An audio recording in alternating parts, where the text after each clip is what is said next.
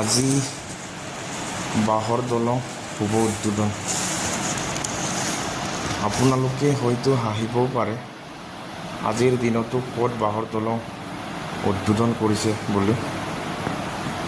কিন্তু এইখন দলং আমি ভবাতকৈ অলপ বেলেগ, যিহেতু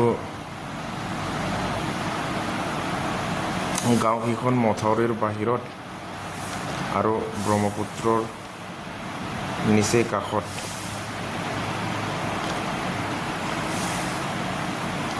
এই নদীখনৰ ওপৰত আগতে মিচিং স্বায়ত্তশাসিত পৰিষদৰ পৰা এবাৰ ধুনীয়াকৈ এই নদীখন সম্পূৰ্ণ ৰাস্তা হিচাপে মাটি পেলাই বনোৱাও হৈছিল। কিন্তু জলদূতে নেৰে। জলদূতে কয়, মোক এই নদীখন লাগিবই।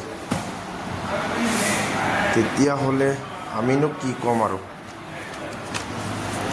আমিতো একো কৰিব নোৱাৰোঁ।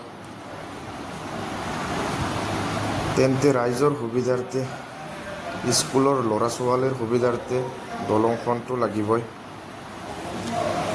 এই গতিকে বুঢ়ীচুটি মুক্তিয়াৰ গাঁও পঞ্চায়তৰ পুঁজিৰে আজি এই ধুনীয়া দলংখন বনাই দিয়া হ'ল। সঁচাকৈয়ে দলংখন ইমানেই ধুনীয়াকৈ বনাইছে,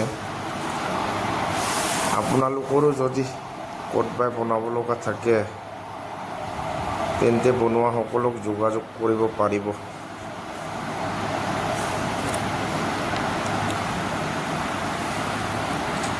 আজিৰ এই দলংখনত শুভাৰম্ভ কৰে মিচিং স্বায়ত্তশাসিত পৰিষদৰ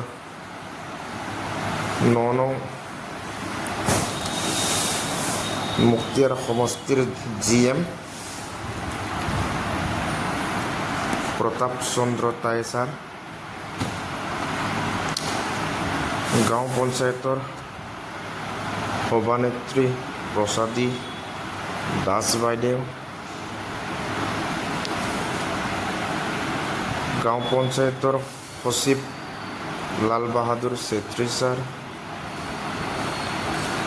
উপ সভাপতি হিৰাদৰ জিমে ছাৰ, লগতে গাঁও পঞ্চায়তৰ সদস্য আৰু আমি দল সংগঠনৰ সতীৰ্থসকলে। সঁচাকৈ দলংখন বহুত ধুনীয়াকৈ বনাইছে আৰু যথেষ্ট দীঘলো আছে।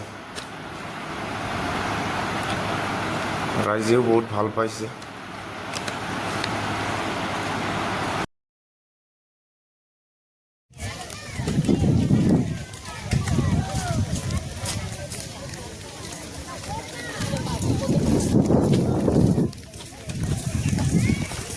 Awil yang supaya dah.